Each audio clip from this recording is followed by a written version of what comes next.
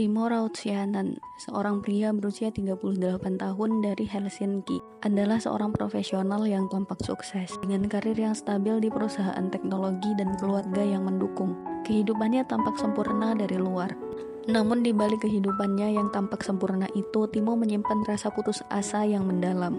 Setelah bertahun-tahun berjuang dengan depresi yang seringkali dia sembunyikan dari orang-orang terdekatnya, Timo memutuskan untuk mengakhiri hidupnya pada suatu malam di musim dingin.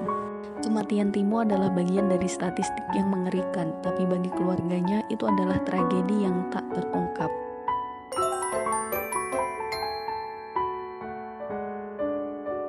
Seperti Timo, banyak orang di Finlandia yang terlihat baik-baik saja dari luar, namun berjuang dalam diam. Menurut data resmi pada tahun 2022, sekitar 787 orang di Finlandia mengambil nyawanya sendiri. Meski jumlah ini menunjukkan penurunan signifikan dibandingkan puncak angka bunuh diri di akhir 1990-an, Finlandia tetap menjadi salah satu negara dengan tingkat bunuh diri tertinggi di Eropa, terutama di kalangan pria dewasa muda. Resiko bunuh diri menjadi sangat tinggi. Salah satu penyebab utama dari tingginya angka bunuh diri di Finlandia adalah depresi, yang seringkali tidak terdiagnosis atau tidak ditangani. Menurut Institute for Health and Welfare Finland, sekitar 7% populasi negara ini menderita depresi klinis pada suatu titik dalam hidup mereka. Depresi adalah kondisi yang kompleks, namun di Finlandia, isolasi sosial musim dingin yang panjang dan tekanan sosial untuk tampil sukses seringkali memperburuk kondisi ini. Studi juga menunjukkan bahwa banyak pria Finlandia merasa tertekan oleh norma budaya yang menuntut mereka untuk tidak menunjukkan kelemahan emosional. Hal ini menyebabkan banyak kasus depresi yang tidak ditangani hingga terlambat. Teori anomi dari sosiolog terkenal Emily Durkheim dapat membantu kita memahami fenomena ini. Durkheim berpendapat bahwa masyarakat yang berubah secara cepat dan kurangnya norma yang jelas dapat menciptakan rasa keterasingan dan kehilangan makna hidup pada individu.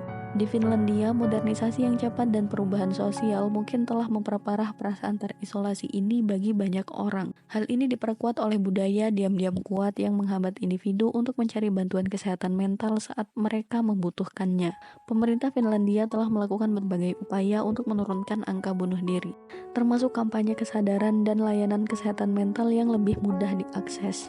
Namun, meski inisiatif ini menunjukkan hasil, masih ada tantangan besar dalam menghadapi stigma terkait kesehatan mental, terutama di kalangan pria. Statistik menunjukkan bahwa meski mereka lebih rentan terhadap bunuh diri, pria Finlandia cenderung lebih sedikit mencari bantuan profesional dibandingkan wanita. Seperti yang dikatakan oleh Ika Taipel, seorang psikiater terkemuka di Finlandia, kesejahteraan ekonomi dan sosial tidak menjamin kesejahteraan mental.